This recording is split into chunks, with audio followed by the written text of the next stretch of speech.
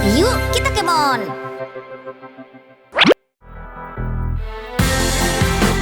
Warna boleh hitam, tapi makanan khas Jawa Timur ini maknyus.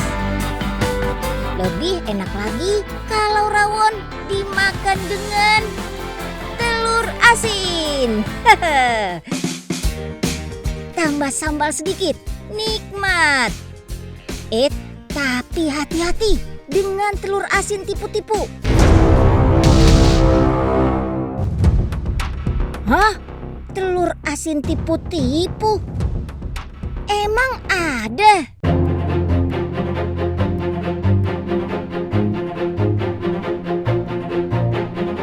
Ternyata ada banget.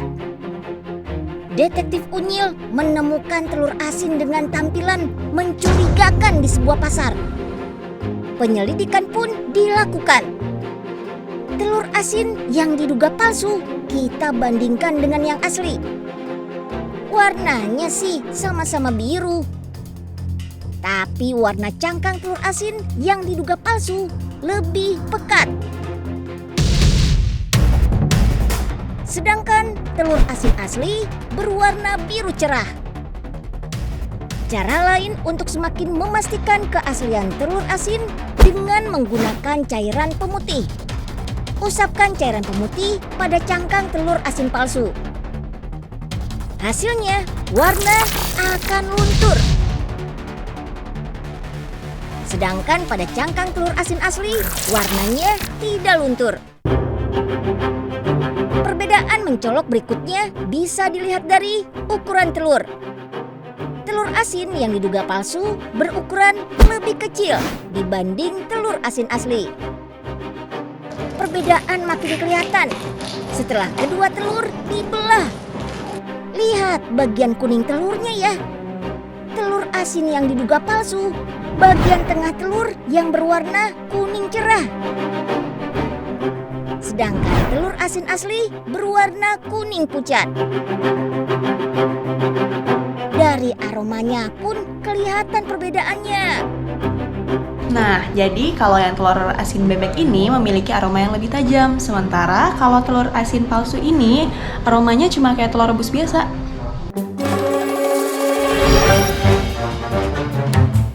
Supaya praktik curang ini nggak makan korban, Detektif Unyil berhasil menemukan rumah yang diduga memalsukan telur asin. Jadi, di mana letak palsunya? Telur asin asli menggunakan telur bebek. Sementara yang palsu terbuat dari telur ayam. Dari segi harga, telur ayam negeri jauh lebih murah daripada telur bebek.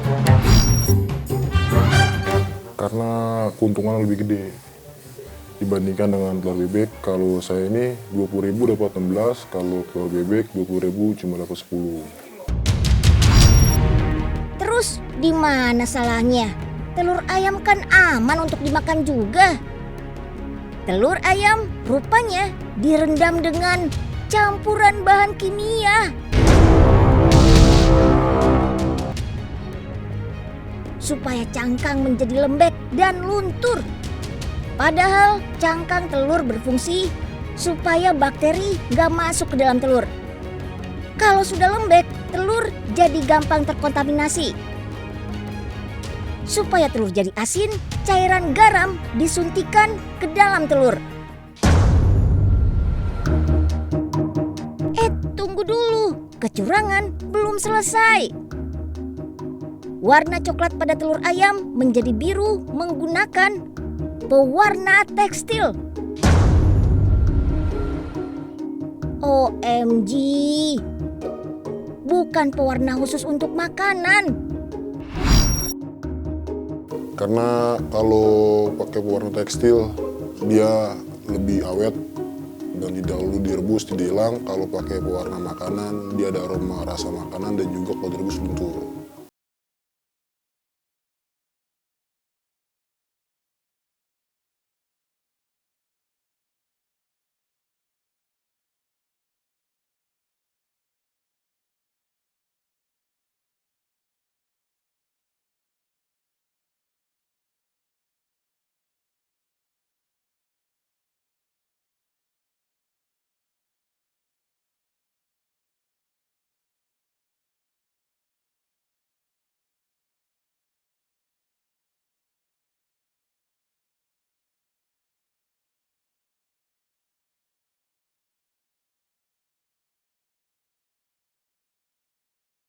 6.000 dari telur 2 kilo. Kalau pakai telur bebek saya dapat untungnya 20.000. Kira-kira segampang apa ya telur asin palsu sampai ke tangan konsumen?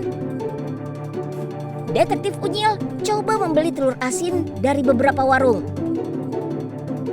Dengan uji coba pemutih, 3 dari 10 telur asin yang diuji ternyata palsu. Telur asin KW warnanya luntur. Wah, Sobat Unyil, harus makin hati-hati ya. Pastikan membeli telur asin di tempat yang sudah terpercaya.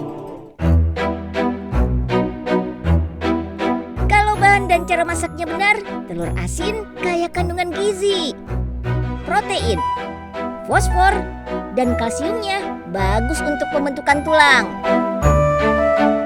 Telur asin palsu dibuat dengan cara instan menggunakan pewarna dan alat suntik. Padahal membuat telur asin asli butuh waktu lama. Rasa asin telur asli bukan dari suntikan, melainkan dari larutan garam yang masuk ke pori-pori telur. Makanya telur harus dilapisi dengan batu bata merah yang sudah dicampur garam. Telur juga nggak bakal langsung asin, butuh waktu 12 sampai 14 hari. Selama ini telur asin selalu menggunakan telur bebek bukan tanpa alasan. Pori-pori telur bebek berukuran besar, sehingga larutan garam mudah masuk. Cangkang telur bebek juga lebih tebal, sehingga gak gampang retak selama proses pengasinan. Gak heran kan kalau harga telur asin pasti beda dengan telur mentah. Prosesnya panjang, bahan bakunya juga sudah pasti aman. Yuk kita kemon!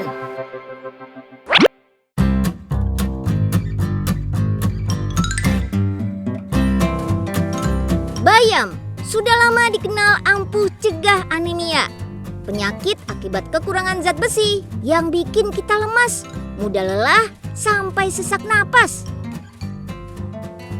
Tapi banyak yang gak tahu kalau bayam juga mengandung oksalat yang menghambat penyerapan zat besi saat dikonsumsi. Makanya konsumsi sayur bayam bersama sumber vitamin C agar penyerapan zat besinya maksimal ya. Atau bisa tinggal minum suplemen zat besi aja. Cuma rasa yang gak enak sama keluhan semblitnya bikin orang susah taat mengonsumsi suplemen zat besi. Pernah bersantap pakai piring daun? Bukan liwetan loh ya, tapi beneran piring dari daun. Sama seperti piring kaca, piring daun bisa dipakai untuk makanan berkuah. Bisa dicuci dan dipakai berkali-kali. Cuma memang tidak seideal piring biasa ya. Terlalu lama kena lembab dari makanan piringnya bisa berjamur dan mengundang bakteri. Kelar dicuci harus segera dikeringkan. Daya tahannya pun maksimal 6 bulan aja. Tapi tetap keren dong ya. Karena piring daun diciptakan untuk menggantikan alat makan plastik dan styrofoam yang sama sekali nggak ramah lingkungan. Saat rusak dan gak bisa dipakai, piring daun bakal jadi sampah organik dan cepat terurai. Bahan bakunya adalah daun jati. Dipilih karena ukurannya lebar dan seratnya padat. Daun segar atau yang sudah gugur masih bisa dipakai selagi dalam kondisi baik. Daun jati ini terkenal kaya antioksidan yang dipercaya bisa mengurangi gejala asma hingga membantu mengobati cacingan. Untuk membuat satu piring dibutuhkan 3 lembar daun jati. Perkatnya terbuat dari campuran aneka tepung dan air. Jadi beneran 100% alami tanpa campuran bahan kimia berbahaya. Aman!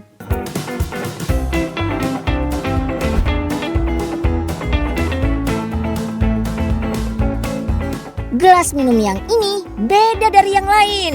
Ketimbang dibuang saat sudah nggak kepakai, mending dimakan aja. Ini dia gelas yang bisa dimakan. Diisi air panas, bisa, nggak bakal jebol. diisi air dingin, apalagi bisa banget dong. Kalaupun mau dibuang, gelas ini bakal terurai dalam waktu 7 hari saja. Jauh lebih cepat ketimbang gelas plastik yang butuh waktu tahunan. Gelas edible ini dibuat dari rumput laut. Bikinnya sih 11-12 lah ya, sama bikin jelly. Bisa diberi warna dan aneka rasa juga. Ada oranye, lemon, green tea, dan juga leci. Nah, kuncinya ada di cetakan gelas ini nih. Sengaja didesain dan dikembangkan agar menghasilkan gelas edible yang kuat, tahan lama, dan rasanya enak. Didiamkan selama 30 menit, voila! Gelas ramah lingkungannya sudah bisa langsung dipakai deh.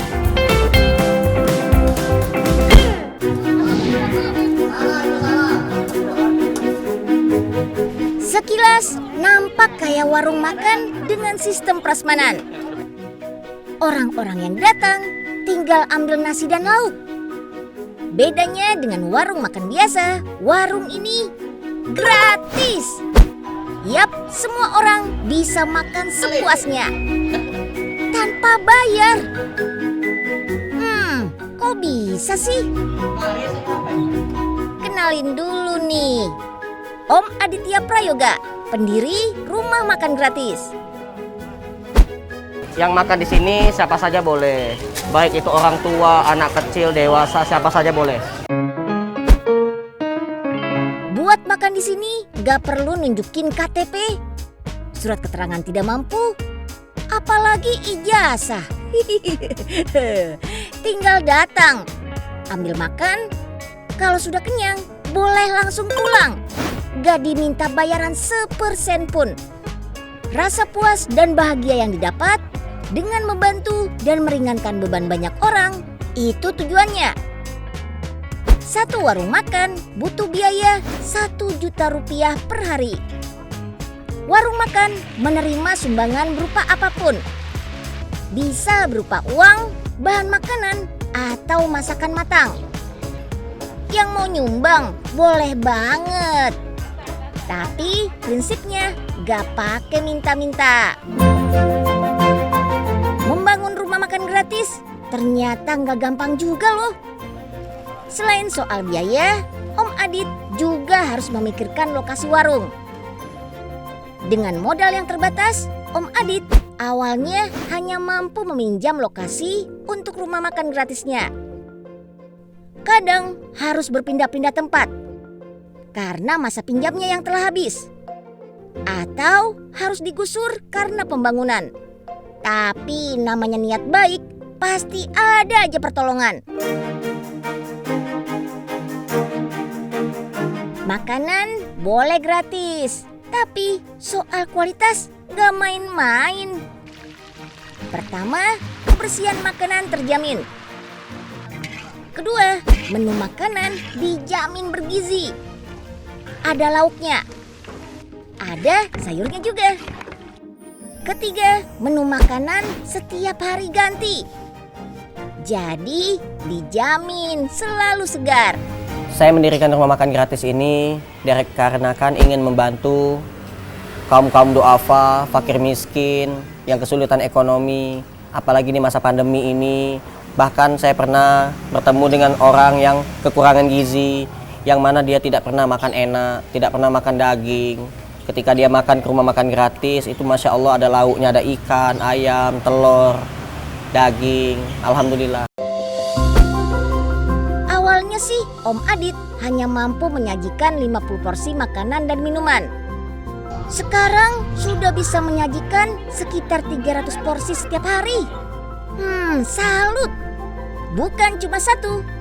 Rumah makan gratis ini sudah punya 5 cabang. Pelanggannya kebanyakan warga sekitar. Gak cuma makanan, rumah makan gratis juga rutin membagikan kebutuhan pokok seperti beras. Kalau makanan boleh untuk siapa saja.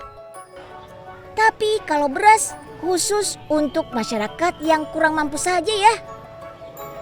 Meski masih masa pandemi, rumah makan ini tetap memberikan makanan gratis kok. Dengan membatasi jumlah porsi untuk yang makan di tempat. Selebihnya, makanan dibungkus lalu dibagikan. Semoga Kak Adit bisa menginspirasi Sobat Unyil untuk berbagi ya. Gak harus gede kok. Asal ikhlas dan niatnya tulus, insya Allah jadi berkah. Misalnya, traktir Unyil makan siang. Kita kemon. Wih, inspiratif banget ya Sobat Unyil, orang-orang keren ini. Yuk, selagi bisa, jangan lupa berbagi ya. Selain lewat warung makan gratis, bisa lewat inovasi cerdas kayak Om Charles nih. Dan masih banyak kok cara berbagi lainnya. Disesuaikan saja sama kemampuan kita. Simak kisah inspiratif lainnya dalam episode Si Unyil besok ya. Sampai jumpa.